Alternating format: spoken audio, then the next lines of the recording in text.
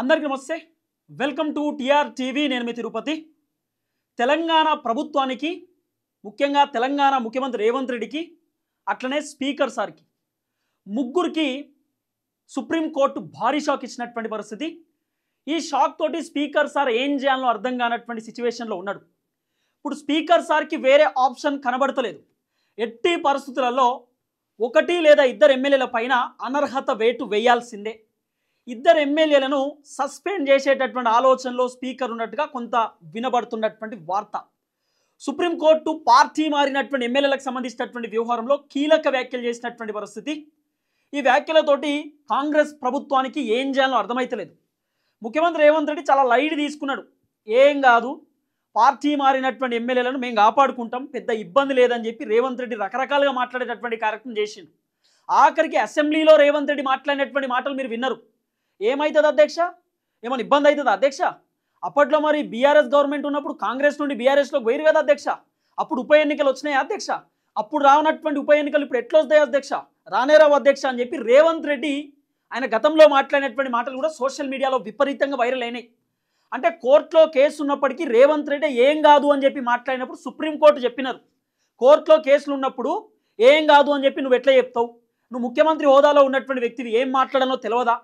నువ్వు సుప్రీంకోర్టును ఉద్దేశించి గతంలో చాలా రకాలుగా మాట్లాడినావు. కవితకు బెయిల్ ఇచ్చినప్పుడు కూడా బీజేపీ వాళ్ళే బెయిల్ ఇచ్చిరని చెప్పినావు. పార్టీలతో మాకు సంబంధం ఏంది? నువ్వు ఇట్లా మాట్లాడితే ఖచ్చితంగా ఇబ్బంది పడతావు అని చెప్పి గతంలో సుప్రీంకోర్టు రేవంత్ రెడ్డికి చెప్పినటువంటి అంశాన్ని కూడా మనం చూసినాం. తర్వాత హైదరాబాద్ సెంట్రల్ యూనివర్సిటీకి సంబంధించినటువంటి ఏదైతే ఆ భూములు ఉన్నాయో ఆ 400 ఎకరాలలో ఉన్నటువంటి అడవి కొట్టేస్తున్నటువంటి నేపథ్యంలో కూడా సుప్రీంకోర్టు నుండి ఆర్డర్ వచ్చింది. ఆ చెట్లను కొట్టేయొద్దు, మేము చెప్పేదాకా ఆగండి అంటే రేవంత్ రెడ్డి అర్ధరాత్రి జేసీబీలను పెట్టి చెట్లు కొట్టేసే కార్యక్రమం చేసిండు. అప్పుడు కూడా సుప్రీంకోర్టు రేవంత్ రెడ్డి పైన కొంత ఘాటైనటువంటి వ్యాఖ్యలు చేసినారు. చెప్తే వింటలేవు ఎందుకు, ఎన్నిసార్లు చెప్పాలి నీకు అని చెప్పి సుప్రీంకోర్టు చెప్పినారు. ఇప్పుడు స్పీకర్ సార్కి సుప్రీంకోర్టు భారీ షాక్ ఇచ్చినటువంటి పరిస్థితి. పార్టీ మారినటువంటి 10 మంది ఎమ్మెల్యేలకు సంబంధించినటువంటి వ్యవహారంలో ఎట్టి పరిస్థితులలో అనర్హత వేటుకు సంబంధించినటువంటి డిసిషన్ తీసుకోవాల్సిందే. ఆల్రెడీ చాలా డిలే అయింది, మీరు ఎందుకు డిసిషన్ తీసుకుంటలేరు అని చెప్పి, ఎందుకు కోర్టు చెప్పినా కూడా పనిచేస్తలేరు అని చెప్పి స్పీకర్ సార్కి సుప్రీంకోర్టు కీలకమైనటువంటి ఒక వార్నింగ్ లెక్కన ఇచ్చేటటువంటి కార్యక్రమం చేసిరు.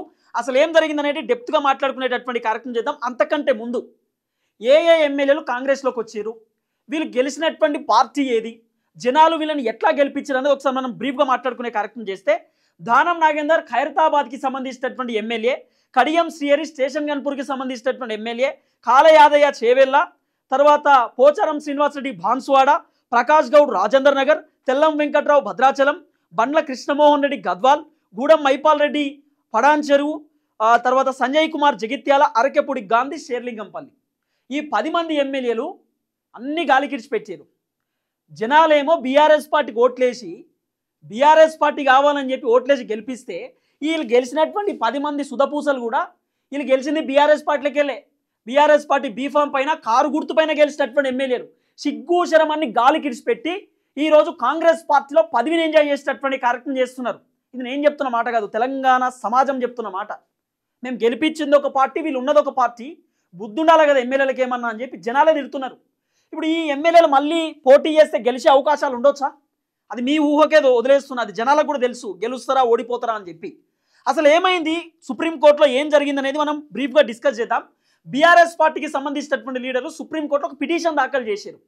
ఏం పిటిషన్ అంటే, ఆల్రెడీ సుప్రీంకోర్టు నుండి స్పీకర్ సార్కి ఆదేశాలు ఇచ్చారు, మీరు 30 తారీఖులోపు ఎట్టి పరిస్థితుల్లో ఈ ఎమ్మెల్యేలకు సంబంధించినటువంటి వ్యవహారాన్ని తేల్చాలి, ఈ ఎమ్మెల్యేలను విచారణ చేయండి, ఈ ఎమ్మెల్యేలు పార్టీలు మారిరా లేదా అనేది ఒకసారి మీరు పూర్తి స్థాయిలో తెలుసుకోండి, పార్టీలు ఎందుకు మారిరో తెలుసుకోండి, ఒకవేళ పార్టీ మారినట్టయితే మీరు చర్యలు తీసుకోండి అని చెప్పి స్పీకర్ సార్కు సుప్రీంకోర్టు చెప్పినారు.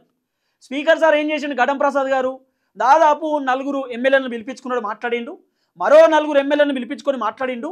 2 ఎమ్మెల్యేలతో మాట్లాడలే. ఎవరు, దానం నాగేంద్ర ఒకటి, స్టేషన్ గన్పూర్ ఎమ్మెల్యే కడియం శ్రీహరి ఒకటి. ఎందుకంటే వీళ్ళు అడ్డంగా దొరికిపోయారు కదా, అడ్డంగా దొరికిపోయారు, వేరే ఆప్షన్ లేదు వీళ్ళకి. ఇప్పుడు ఈ 2 ఎమ్మెల్యేలు పక్కా రాజీనామా చేయాల్సిందే, వేరే ఆప్షన్ కూడా కనబడతలేదు. అసలు సుప్రీంకోర్టులో పిటిషన్ ఏంటంటే, సుప్రీంకోర్టు చెప్పినా కూడా స్పీకర్ సార్ వింటలేడు, అంటే contempt of the court, court ధిక్కరణ చేస్తున్నాడు, కోర్టు చెప్పినా స్పీకర్ సార్ వింటలేడు అని చెప్పి కోర్టుని ధిక్కరిస్తుండు అనేటటువంటి అంశం పైన బీఆర్ఎస్ పార్టీ లీడర్లు సుప్రీంకోర్టులో పిటిషన్ దాఖలు చేసేటటువంటి కార్యక్రమం చేసినారు. సో ఈ అంశం పైన సుప్రీంకోర్టు ఈరోజు ఏం చెప్పినారు స్పీకర్ సార్ అనేది ఒకసారి మనం బ్రీఫ్గా మాట్లాడుకునేటటువంటి కార్యక్రమం చేస్తే, సుప్రీంకోర్టు ప్రభుత్వానికి ఎట్లా షాక్ ఇచ్చారంటే చెప్తా వినూర్రి.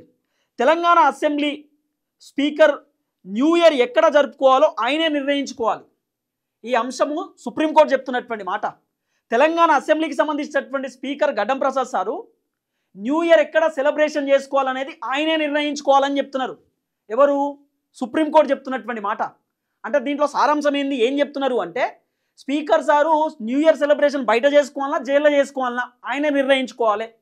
కోర్టుని ధిక్కరిస్తే, కోర్టుని కాదంటే, కోర్టు చెప్పినా వినకపోతే ఇబ్బంది పడవచ్చు. కోర్టు చెప్పినట్టు కొంత వినండి. కోర్టు ఆదేశాలు ఇచ్చిన తర్వాత కూడా మీరు ఎందుకు పట్టించుకుంటలేరు? కోర్టు చర్యలు తీసుకోండి అని చెప్పినా కూడా మీరు ఎందుకు విచారిస్తలేరు? మరి ఎందుకు మీరు రెస్పాన్స్ ఇస్తలేరు? కోర్టునే ధిక్కరిస్తారా? కంటెంప్ట్ ఆఫ్ ది కోర్ట్ అవుతుంది అని చెప్పి ఇప్పుడు సుప్రీంకోర్టు చెప్తున్నటువంటి అంశం. అంతకంటే ముందు ఫస్ట్ టైం మన ఛానల్ చూస్తున్నటువంటి వాళ్ళు దయచేసి సబ్స్క్రైబ్ చేయండి, షేర్ చేయండి, లైక్ చేయండి. మీ ఆస్తులేం అడుగుతలేము, లైక్ చేయండి. ఎందుకంటే రకరకాలుగా మన ఛానల్ పైన కుట్రలు జరుగుతున్నాయి. ఓడు రిపోర్ట్ కొడుతున్నాడు, ఓడు ఫోన్ చేసి బెదిరిస్తున్నాడు, రకరకాలుగా ఇబ్బందులు పెట్టేటటువంటి కార్యక్రమం చేస్తున్నారు. మీరు లైక్లు కొట్టడం ద్వారా బలంగా మన ఛానల్ ఇంకా జనాల్లోకి పోతుంది. రైట్గా పూర్తి స్థాయిలో టాపిక్ చూస్తే, Telangana assembly speaker new year ఎక్కడ జరుపుకోవాలో ఆయనే నిర్ణయించుకోవాలి. ఫిరాయింపు ఎమ్మెల్యేలపై వచ్చే వారం లోపు నిర్ణయం తీసుకోవాలి. అంటే ఫిరాయింపు ఎమ్మెల్యేలు అంటే ఇప్పుడు నేను చదివినా కదా పెద్ద మనుషుల పేర్లు, ఈ 10 మంది ఎమ్మెల్యేలు ఉన్నారు కదా, ఈ 10 మంది ఎమ్మెల్యేలు వీళ్ళు మారినటువంటి పార్టీలా కాదా, నిజంగా వీళ్ళు పార్టీలు మారిరా లేదా అనేది ఒకసారి విచారణ చేసి వారం రోజుల లోపల మీరు చర్యలు తీసుకోవాలని చెప్పి సో చాలా క్లియర్గా సుప్రీంకోర్టు స్పీకర్ సార్ చెప్పేటటువంటి కార్యక్రమం చేసినారు. Chief justice of India BR Gavai సంచలన వ్యాఖ్యలు చేసినారు. బిఐ గవాయ్ గారు చెప్పినటువంటి మాటలు, తెలంగాణ ఫిరాయింపు ఎమ్మెల్యేలపై వచ్చే వారం లోపు నిర్ణయం తీసుకోవాలి, లేదంటే స్పీకర్ కంటెంప్ట్కు సిద్ధం కావాలి. నేను చెప్పినట్టు వినకపోతే కంటెంప్ట్ ఆఫ్ ది కోర్ట్ ఉంటుంది. అంటే కోర్టు చెప్పినా వింటలేరు అని చెప్పి కంటెంప్ట్ ఆఫ్ ది కోర్ట్ అనేటటువంటి అంశంతో నార్మల్గా శిక్షలు విధించవచ్చు, లేకపోతే యాక్షన్ తీసుకోవచ్చు. కంటెంప్ట్ ఆఫ్ ది కోర్టు చెప్పినా వింటలేరు, కోర్టును ధిక్కరిస్తున్నారు అనేటటువంటి అంశంతో స్పీకర్ సార్ పైన చర్యలు తీసుకునేటటువంటి అవకాశం ఉండొచ్చు అని చెప్పి సుప్రీంకోర్టు చెప్తున్నటువంటి మాట. స్పీకర్కు రాజ్యాంగ రక్షణ లేదు, మేము ముందే చెప్పాం. స్పీకర్కు రాజ్యాంగ రక్షణ లేదు అని చెప్పి మేము ముందే చెప్పామనేటటువంటి మాట కూడా సుప్రీంకోర్టు చెప్పినారు. న్యూ ఇయర్ ఎక్కడ జరుపుకోవాలో ఆయనే నిర్ణయించుకోవాలంటూ సంచలన వ్యాఖ్యలు చేసిన ఆ చీఫ్ జస్టిస్ బిఆర్ గవాయ్ చెప్పినటువంటి మాటలు, మరి ఆయన న్యూ ఇయర్ సెలబ్రేషన్ జైల్లో చేసుకుంటాడా బయట చేసుకుంటాడా అనేది ఆయన ఊహకే వదిలేస్తున్నామని చెప్పి సుప్రీంకోర్టు చెప్తున్నటువంటి మాట. మిగతా పిటిషన్పై ప్రతివాదనకు నోటీసులు జారీ చేసిన చీఫ్ జస్టిస్ 4 వారాల్లో మ్యాటర్ వింటామంటూ ఆదేశం. మరో 4 వారాలలో మళ్ళీ ఈ మ్యాటర్ని తెరపైకి తీసుకురండి, అప్పుడు మేము వింటామని చెప్పి 4 వీక్స్ టైం ఇచ్చినారు. సో నెక్స్ట్ వీక్ లోపు ఈ పార్టీ మారినటువంటి ఎమ్మెల్యేల పైన యాక్షన్ తీసుకోవాల్సిందే. ఒకవేళ యాక్షన్ తీసుకోకపోతే స్పీకర్ సార్ కోర్టు చెప్పినా వింటలేడు అని చెప్పి కంటెంప్ట్ ఆఫ్ ది కోర్ట్ కింద మేము చర్యలు తీసుకోవాల్సింది ఉంటుంది. కోర్టు ధిక్కరణ కింద ఖచ్చితంగా మేము చర్యలు తీసుకుంటామని చెప్పి ఏకంగా సుప్రీంకోర్టు చెప్తున్నటువంటి మాట. అసలు కథ ఏంటంటే, స్పీకర్ సారు ఎప్పటి నుండో విచారణ అని చెప్పి విచారణకు పిలుస్తున్నారు, వెళ్ళిపోతున్నారు. ఫస్ట్ విచారణ ఏం జరిగింది, ఎమ్మెల్యేలు పోయినారు, ఎమ్మెల్యేలు స్పీకర్ సార్తో మాట్లాడినారు, లెటర్ రాసిరు. ఎమ్మెల్యేలు లెటర్ రాసి మేము లేదు బీఆర్ఎస్ పార్టీలోనే ఉన్నాం, మేము రేవంత్ రెడ్డి ఉత్తగానే కలవనికి పోయినాం, రేవంత్ రెడ్డి పెద్ద మనిషి కాబట్టి కండవ కప్పిండు, దేవుని కండవ అట, అది కాంగ్రెస్ పార్టీ కండవ కాదట, దేవుని కండవ కప్పిండట రేవంత్ రెడ్డి. దేవుని కండవ కప్పితే దేవుని కండవ కప్పించుకున్నాం, ఆయన పెద్ద మనిషి కదా కప్పుకుంటే వద్దని చెప్తామా, కప్పిండి అయిపోయింది, మేము బీఆర్ఎస్లోనే కంటిన్యూ అవుతున్నాం, కాంగ్రెస్ పార్టీకి పోలేదు అని చెప్పి నేను చెప్తున్నా కదా. ఈ 10 మంది ఎమ్మెల్యేలు ఏం లేవు వీళ్ళ తాను అన్ని ఇడిచిపెట్టి ఆస్తులు కాపాడుకోవడానికో కేసుల బారి నుండి బయటపడడానికో వాళ్ళని వాళ్ళు సేఫ్ జోన్లో ఉంచడానికి రకరకాల ప్రయత్నాలు చేసి అధికార పార్టీలోకి పోయిర్రు. ఇప్పుడు జరుగుతుంది అదే కదా. ఇప్పుడు మేము చర్యలు తీసుకుంటామంటే భయపడి ఇంకా బీఆర్ఎస్లోనే ఉన్నామని చెప్పడం ఎందుకు? మొన్నటిదాకా సంజయ్ కుమార్ జగిత్యాల ఎమ్మెల్యే కండవాలు కప్పుకొని కాంగ్రెస్ పార్టీ కండవాలు బయట ప్రచారం చేసిండు, కాంగ్రెస్ పార్టీ కండవాలు కప్పుకొని మీటింగ్లకు అటెండ్ అయ్యిండు, సభలకు అటెండ్ అయ్యిండు. పోచారం శ్రీనివాస్ రెడ్డి రేవంత్ రెడ్డి సభలకు పోయిండు, కాలయాదే రేవంత్ రెడ్డి వెనకాల తిరిగిండు. ఇదే ఎమ్మెల్యేలు ఢిల్లీకి పోయిరు రేవంత్ రెడ్డి తోటి. మరి ఎట్లా పోయిరు ఢిల్లీకి, ఎందుకు పోయిర్రు? మీరు బీఆర్ఎస్ పార్టీలోనే ఉన్నారు కదా. మరి జూబ్లీ హిల్స్ ఉప ఎన్నికలో మీరు నిజంగానే బీఆర్ఎస్ పార్టీలో ఉండేటటువంటి ఎమ్మెల్యేలు అయితే జూబ్లీ హిల్స్ ఉప ఎన్నిక ప్రచారం ఎందుకు రాలే? కేసీఆర్ వరంగల్లో భారీ బహిరంగ సభ పెట్టినప్పుడు ఇదే ఎమ్మెల్యేలు ఎందుకో కేసీఆర్ సభకు పోలే? బీఆర్ఎస్ పార్టీ ఆఫీస్కి 2.5 సంవత్సరాలలో ఎందుకో పోలే? కేసీఆర్ ఎర్రబల్లి ఫామ్ హౌస్లో మీటింగ్ పెడితే ఒక్కసారి కూడా అటెండ్ కాలే ఎందుకు? కేవలం మళ్ళీ సేఫ్ జోన్లో ఉండడానికి దొంగ డ్రామాలు ఆడేటటువంటి కార్యక్రమం చేస్తున్నారు ఎమ్మెల్యేలు. స్పీకర్ సార్కి ఏం చెప్తారు లేఖలో అంటే, లేదు లేదు మేము బీఆర్ఎస్ పార్టీలోనే ఉన్నాం, బీఆర్ఎస్లోనే కంటిన్యూ అవుతున్నాం అని చెప్పి స్పీకర్ సార్కు లేఖలు రాశారు. స్పీకర్ సార్ ఏం చేసిండు, మీరు ఇచ్చినటువంటి లేఖను చూసిన తర్వాత నేను తృప్తిగా లేను, సంతృప్తిగా ఉన్నా, అసంతృప్తితో ఉన్నా, మీరు మళ్ళీ రావాల్సిందే, విచారణ చేస్తాం, ఈ లేఖలతోటి పని కాదు, నాకు మీరు ఎక్స్ప్లెనేషన్ ఇవ్వండి అని చెప్తే స్పీకర్ సార్ 4 ఎమ్మెల్యేలను పిలిపించిండు. ఆ 4 ఎమ్మెల్యేలు అక్కడ పోయి గదే చెప్పిరట, మేము లేం బీఆర్ఎస్లోనే ఉన్నాం, ఇప్పటికీ మాకు వచ్చేటటువంటి జీతాలలో బీఆర్ఎస్ పార్టీకి 5,000 రూపాయల ఫండింగ్ పోతుందని చెప్తున్నారట. 5,000 రూపాయలు ఫండింగ్ ఇస్తున్నారట బీఆర్ఎస్కు. మరి గంత ఫండింగ్ ఇచ్చేటటువంటి మనుషులు బీఆర్ఎస్ పార్టీ ఆఫీస్కి ఎందుకు పోతలేరు, బీఆర్ఎస్ కండవాలు కప్పుకొని ఎందుకు తిరుగుతలేరు? మరి లేకపోతే కాంగ్రెస్ పార్టీకి సంబంధించినటువంటి ట్విట్టర్లో బ్యాక్గ్రౌండ్ ఎందుకు పెట్టుకుర్రు? ఆ ఫేస్బుక్లో రేవంత్ రెడ్డితో దిగిన ఫోటోలు, రాహుల్ గాంధీతో దిగిన ఫోటోలు, కాంగ్రెస్ పార్టీ జెండాలు ఎందుకు పెట్టుకుర్రు? ఇవన్నీ క్వశ్చన్ మార్కే కదా. మొత్తానికైతే ఒక వారం రోజులలో ఎట్టి పరిస్థితుల్లో యాక్షన్ తీసుకోవాలని చెప్పి సుప్రీంకోర్టు చెప్పినటువంటి మాట. ఒక వారం రోజులలో ఈ పార్టీ మారినటువంటి ఎమ్మెల్యేల పైన నిర్ణయం తీసుకోకపోతే కంటెంప్ట్ ఆఫ్ ది కోర్టు కింద ఖచ్చితంగా మేము పరిగణిస్తామని చెప్పి సుప్రీంకోర్టు స్పీకర్ సార్కి చెప్పేటటువంటి కార్యక్రమం చేస్తున్నారు.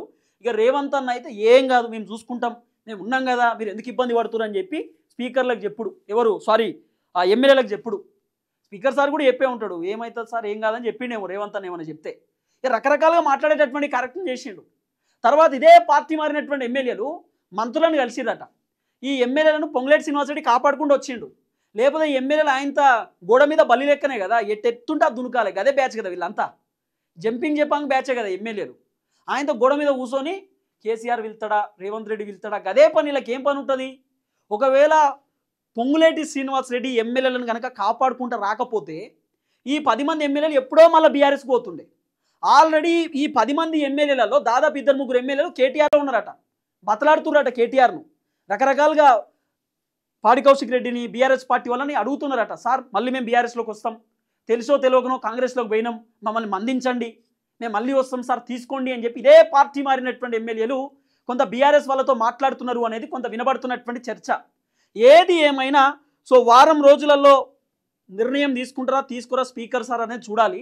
ఎందుకంటే స్పీకర్ సార్కి కొన్ని సపరేట్ అంశాలు ఉంటాయి. మరి స్పీకర్ సార్ మళ్ళీ కోర్టుకి ఏం చెప్పబోతుందో చూడాలి. గతంలో స్పీకర్ సార్ చెప్పినటువంటి మాట ఏం తెలుసా, సుప్రీంకోర్టుకు ఒక పిటిషన్ పంపించారు. ఏమని పిటిషన్ మీన్స్ ఒక సంబంధించినటువంటి ఒక పిటిషన్ దాఖలు చేసి ఏందట అంటే, మాకు ఇంకొంచెం టైం కావాలి, వీళ్ళపైన చర్యలు తీసుకోవాలంటే ఒక 4 వారాలు టైం ఇవ్వండి, ఒక నెల రోజులు టైం ఇవ్వండి అని చెప్పి స్పీకర్ సార్ వాళ్ళు ఇక్కడ సుప్రీంకోర్టులో ఒక పిటిషన్ దాఖలు చేసిరట. ఆ పిటిషన్ పైన ఏం జరిగింది ఇంకా ఇప్పటిదాకా తెలియదు. కానీ ఇప్పుడు మాత్రం బీఆర్ఎస్ పార్టీ వాళ్ళు సుప్రీంకోర్టులో వేసినటువంటి పిటిషన్ పైన మాత్రం చాలా క్లియర్ కట్గా దాదాపు వారం రోజులలో నిర్ణయం తీసుకోవాల్సిందే, మేము చెప్పినా మీరు ఎందుకు పట్టించుకుంటలేరు, మీరు నిర్ణయం తీసుకోండి అని చెప్తున్నారు. ఎంత ఘోరం అంటే ఇక్కడ స్పీకర్కు రాజ్యాంగ రక్షణ లేదు, మేము ముందే చెప్పాం. సుప్రీంకోర్టు చెప్తున్న మాట, స్పీకర్కు రాజ్యాంగ రక్షణ లేదు అని చెప్పి సుప్రీంకోర్టు చెప్తున్నటువంటి వ్యవహారం, ఇంకేం చెప్తాం? కాబట్టి టకటక డిసిషన్ తీసుకోవాల్సినటువంటి బాధ్యత ఉంటుంది స్పీకర్ సార్ పైన. మరి ఎందుకు డిసిషన్ తీసుకుంటలేరో అర్థమైతలేదు. ఇదే పార్టీ మారినటువంటి ఎమ్మెల్యేలు ఇదే కాంగ్రెస్ పార్టీలో కండవాలు కప్పుకొని తిరుగుతురు కదా, ఎన్ని కావాలి ప్రూఫ్స్, ఎన్ని ఎవిడెన్స్ కావాలా? ఆ గూడెం మైపాల్ రెడ్డి ఆయన బీఆర్ఎస్ పార్టీకి సంబంధించినటువంటి కేసీఆర్ బొమ్మ పెట్టుకున్నాడు వెనకాల. ఇదే కాంగ్రెస్ వాళ్ళు ఏదో అంటే కాంగ్రెస్ పార్టీని ఇచ్చిండు గూడెం మైపాల్ రెడ్డి. అదే గూడెం మైపాల్ రెడ్డి బుద్ధి లేకుండా పోయి రేవంత్ రెడ్డితో కండవ కప్పించుకున్నాడు. జగిత్యాల సంజయ్ కుమార్ ఇట్లా మాట్లాడుకుంటూ పోతే బ్యాచ్ అంతా. పోచారం శ్రీనివాసరెడ్డి మాజీ స్పీకర్, ఆయనకు తెలియదా చట్టాలు? ఆయన ఎట్లా పోయిండు పెద్ద మనిషి. కేసీఆర్ సొంత అన్న లెక్క రెస్పెక్ట్ ఇచ్చిండు, సొంత అన్న లెక్క పక్కన కూర్చోబెట్టుకుంటారు సోఫాలో. అన్ని మర్చిపోయి కాంగ్రెస్ పార్టీలోకి పోయిండు పోచారం శ్రీనివాసరెడ్డి. రేవంత్ రెడ్డి స్వయంగా పోచారం శ్రీనివాసరెడ్డి వాళ్ళ ఇంటికి వచ్చి కండవ కప్పిపోయిండు. మరి ఇది కనబడతలేదా? మరి ఆయన పైన అనర్హత వేట వేయొచ్చు కదా. పోచారం శ్రీనివాసరెడ్డి పైన రేవంత్ రెడ్డి స్వయంగా వచ్చిండు పోచారం శ్రీనివాసరెడ్డి ఇంటికి, వచ్చి కండువా కప్పిపోయిండు. బీఆర్ఎస్ పార్టీ వాళ్ళు అడ్డుకున్నారు, బాల్కాసుమన్ అడ్డుకున్నాడు, బాల్కాసుమన్ అరెస్ట్ చేసిర్రు, పాడి కౌశిక్ రెడ్డిని అరెస్ట్ చేసిర్రు. ఇవన్నీ జరిగినాయి కదా. ఈ ఎమ్మెల్యేల చాటభారతం తీస్తే ఒక్కొక్కరిది ఒక్కొక్క రకమైన వ్యవహారం ఉంటుంది. తర్వాత తెల్లం వెంకట్రావు భద్రాచలం ఎమ్మెల్యే. తెల్లం వెంకట్రావు అయితే ఏకంగా అందరికంటే ఫస్ట్ పోయింది ఆయనే బీఆర్ఎస్ పార్టీలకు. మా పొంగులేటి మా దేవుడు చెప్తే పోయినా అన్నాడు తెల్లం వెంకట్రావు. ఇవాళ ఏమంటున్నాడు తెల్లం వెంకట్రావు తెలుసా? నేను ఇంకా ఉన్నా. మొన్న వచ్చిన వీడియోలో ఏమన్నాడు, మొన్న ఆయన మాట్లాడిన వీడియోలో, మీరు అన్ని తప్పుడు వార్తలు చెప్తున్నారు, నేను కాంగ్రెస్లోనే ఉన్నా, నేను బీఆర్ఎస్లో నుండి వచ్చేసిన, ఆయన అట్లే చెప్తాడు. స్పీకర్ సార్కి లేకేమో లేదు బీఆర్ఎస్లో ఉన్నా అని రాస్తాడు. ఒక్కొక్కరు ఒక్కొక్క రకంగా బిహేవ్ చేసేటటువంటి కార్యక్రమం చేస్తున్నారు. ఏది ఏమైనా ఒక వారం రోజుల్లో మరి స్పీకర్ సార్ నిర్ణయం తీసుకుంటాడా తెలియదు ఇంకా. కానీ కొంచెం సుప్రీంకోర్టు సీరియస్ ఉన్నటువంటి పరిస్థితి. న్యూ ఇయర్ సెలబ్రేషన్ ఎక్కడ చేసుకుంటారో మీ ఇష్టం అని చెప్పి సుప్రీంకోర్టు చెప్తున్నటువంటి అంశం. చూద్దాం ఏం జరగబోతుందో. ఫస్ట్ టైం మన ఛానల్ చూస్తున్న వాళ్ళు దయచేసి సబ్స్క్రైబ్ చేసుకునేటటువంటి కార్యక్రమం మాత్రం చేయండి. ఇది సుప్రీంకోర్టుకు సంబంధించినటువంటి కీలకమైనటువంటి వ్యవహారం. చూద్దాం ఏం జరగబోతుందో. Thank you so much. అందరికీ నమస్తే. జై తెలంగాణ.